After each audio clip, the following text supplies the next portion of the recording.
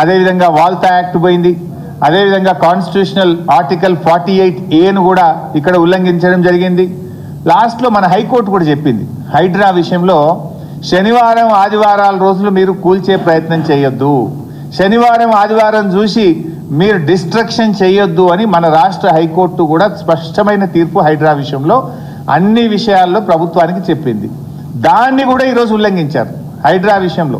ఎట్లా మీరు చూస్తే 31 నాడు ఉగాది, రంజాన్, ఉగాది రంజాన్కు 2 రోజులు సెలవు, ఉగాదికి 1 రోజు సెలవు, ఆదివారం, ఇవన్నీ చూసుకొని ముందే 50 జేసీబీలు తెప్పించి ఆడ పెట్టుకొని కరెక్ట్గా ఆదివారము ఉగాది రంజాన్ సెలవు దినాలు చూసుకొని ఈ చెట్లు నరికే కార్యక్రమం చేసిండ్రు. అంటే రాష్ట్ర హైకోర్టు ఉత్తర్వులను కూడా ఉల్లంఘించిండ్రు, సుప్రీంకోర్టు ఉత్తర్వులు ఉల్లంఘించిండ్రు, హైకోర్టు ఉత్తర్వులను ఉల్లంఘించిండ్రు, మీరు వైల్డ్ లైఫ్ యాక్ట్ను ఉల్లంఘించిండ్రు, తెలంగాణ ఫారెస్ట్ యాక్ట్ 1967 ఉల్లంఘించిండ్రు, వాల్తా యాక్ట్ను ఉల్లంఘించిండ్రు. ఇన్ని ఉల్లంఘనలు ఈరోజు ఇక్కడ జరిగినాయి. వీటన్నిటిని కూడా ఆధారాలతో సహా ఈరోజు మేము కమిటీకి పూర్తి వివరాలు, ఆ సుప్రీంకోర్టు జడ్జిమెంట్స్, పాయింట్స్ అన్ని కూడా వారి దృష్టికి మేము ఇవ్వడం జరిగింది. అదేవిధంగా ఈ భూమి ఇది హెచ్యుకి సంబంధించిన భూమి.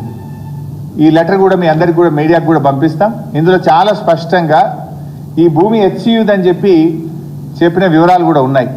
20 నవంబర్ 2012 ఇది 20 నవంబర్ 2012 రోజు అప్పటి జిల్లా కలెక్టర్ గారు CCLAకు రాసిన ఉత్తరం ఇది, ఈ copy.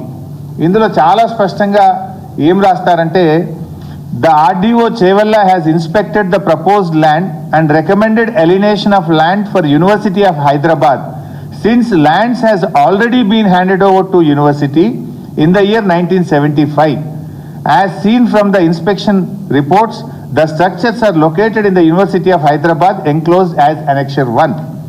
I therefore request to kindly recommend the alienation proposals of the land to an extent of 2,185 acres of Kancha Gachibowli and Gopanpalli villages respectively in favor of University of Hyderabad. 2,185 ఎకరాలు ఇది already university ఆధీనంలో ఉంది, university పొజిషన్లో ఉంది. 1975 నుంచి university పొజిషన్లో ఉంది. Revenue records ప్రకారంగా చూసినా, పంచనామా ప్రకారంగా చూసినా, నేను ఫిజికల్గా ఇన్స్పెక్షన్ చేసినప్పుడు కూడా వాళ్ళ ఆధీనంలో ఉంది అని అప్పటి RDO గారు, అప్పటి కలెక్టర్ గారు ఈ భూమిని వాళ్ళకి ఇవ్వాలని చెప్పి రాసినటువంటి ఉత్తరం. దాని వివరాలు కూడా ఇందులో ఉన్నాయి. ఈ అనెక్సెస్ ఇవన్నీ కూడా మీకు పంపిస్తాం. అంటే స్పష్టంగా ఈ భూమి ఇది HCU భూమి అని ఆ కలెక్టర్ గారు అప్పుడు రాసిన లేఖలో ఉంది. HCU ఆధీనంలో ఉంది అని కూడా ఇందులో స్పష్టంగా అప్పుడు ఇన్స్పెక్షన్ చేసిన ఇన్స్పెక్షన్ రిపోర్ట్లో RDO గారు రాసినటువంటి మాటలు మీకు చదివి వినిపించాం. అంటే ఇవాళ దీన్ని పట్టా భూమి అని, TGIC భూమి అని, ఇది గవర్నమెంట్ భూమి అని దీన్ని యాక్షన్ చేస్తామని చెప్తున్నారు. మేము ఇంకో విషయం అడుగుతా ఉన్నాం.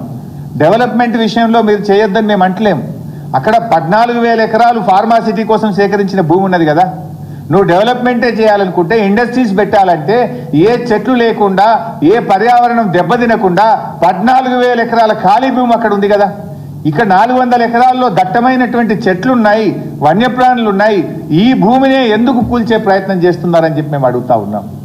ఇవాళ ఈ భూమిని కుదబెట్టి రేవంత్ రెడ్డి ఏం చేసిండంటే ఆల్రెడీ 10,000 కోట్ల రూపాయలు అప్పు తెచ్చిండు. ఈ భూమిని కుదబెట్టి 10,000 కోట్ల అప్పు తెచ్చి రేవంత్ రెడ్డి గారు ఇవాళ ఈ భూమి మీద అప్పు తేవడమే కాదు, మొత్తం మార్టిగేజ్ చేసిండ్రు. ఈ మార్టిగేజ్ డాక్యుమెంట్, ఈ భూమిని మార్టిగేజ్ చేసినటువంటి డాక్యుమెంట్ ఇది. 10,000 కోట్ల రూపాయలు అప్పు తేవడానికి ఈ భూమిని ఒక ఇదే చూడ కళ్ళు కొంచెం వస్తుంది నాకు సైడ్ చిన్నగా ఉన్నది. ఒక లెటర్ ఉంది కదా, అసెంబ్లీ లెటర్ ఉంది కదా, రైట్. ఈ భూమిని డేట్ కూడా ఇస్తాను. రిజిస్ట్రేషన్ ఆఫీస్లో మార్టిగేజ్ చేసినారు. డేట్ ఉంటుంది 2024 నవంబర్ 13, నవంబర్ 22 నవంబర్ 2024, 22 నవంబర్ 2024 నాడు ఈ భూమిని కుదబెట్టు రిజిస్ట్రేషన్ ఆఫీస్లో 10,000 కోట్ల రూపాయలు అప్పు తెచ్చింది.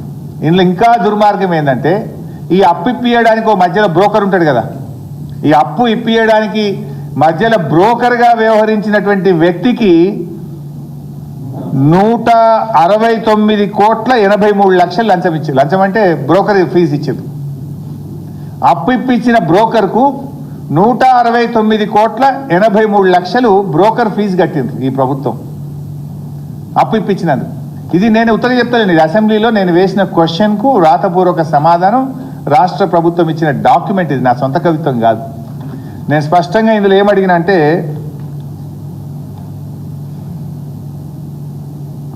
the details of merchant bankers, the quantum of amount to be paid to them till now, ఈ రోజు వరకు ఎంత కట్టింది ఆ బ్రోకర్ కంటే ఇలా రాసింది ప్రభుత్వం answer. Merchant banker name trust investment advisers private limited, and